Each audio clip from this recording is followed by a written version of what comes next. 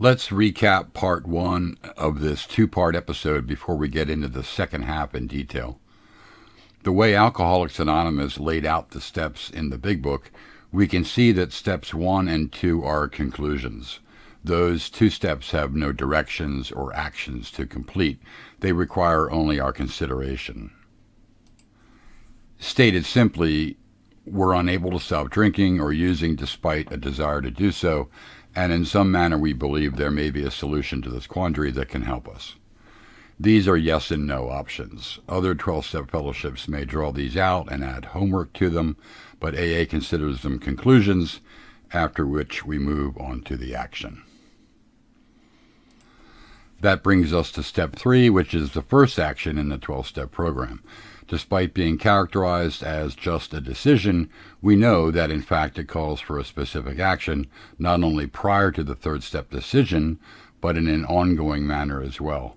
That action begins the process of shifting our perspective away from a substance and towards the actual problem. The episode Step 3 and Pain goes into that in detail if you want more information about it. With the Step 3 action in place, we begin to see how our old response to life was just causing more problems, which often led to relapse and excuses to drink or get high. As we learn to let go of things that heretofore seem to have an awful lot of value, we begin to gain some peace of mind, and peace of mind in early recovery especially is a valuable commodity. It's also one of the Step 3 promises on page 63. Peace of mind is an intentional outcome to our efforts to respond differently to people and situations. It's not magic. With Step 3 approached as the author intended, Step 4 becomes a discovery and confirmation process rather than some embarrassing act of confession. We see that this playing God thing extends well back into the past and has created all sorts of problems. It's given us permission to catch resentment and justified our harming others. If anyone doubts that playing God has been their go-to response to life for years, Step 4 puts that idea to bed. Step 5 remains pretty much as stated in the Big Book. Wilson writes that a solitary self-appraisal is usually insufficient. The fifth step is not about embarrassment. It's about experiencing a deeper level of humility, fearlessness, and honesty. With or without God, the steps are about a fundamental shift in not only how we respond to people and situations, but how we view ourselves. And this is where the sponsor can help keep this step in perspective by pointing out that all the ways we play God are the same ways they do too. We may be on Step 5, but Step 3 is still a daily effort and will remain so no matter how much time clean and sober we put together. Steps 6 and 7 are really another, and this time a more informed decision compared to the one we made in Step 3. With practical experience under our belt trying not to run the show, a fourth step that proves we've been running the show for years with dubious results, and a fifth step wherein our sponsor may have admitted to the same foolishness, we get to re-up our decision to take a different approach in Steps 6 and 7.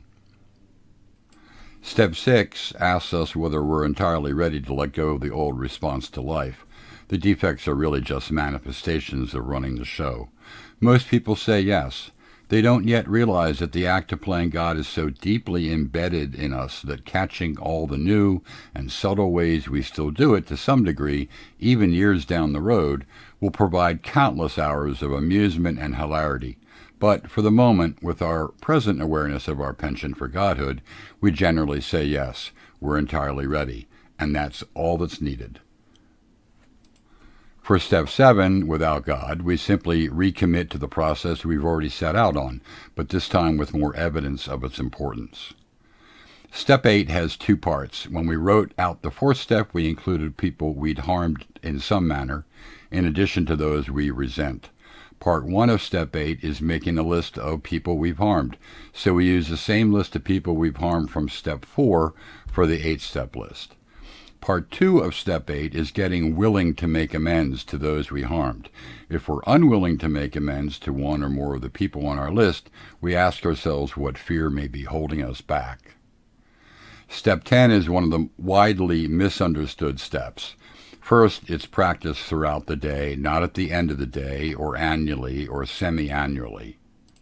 How do we know that?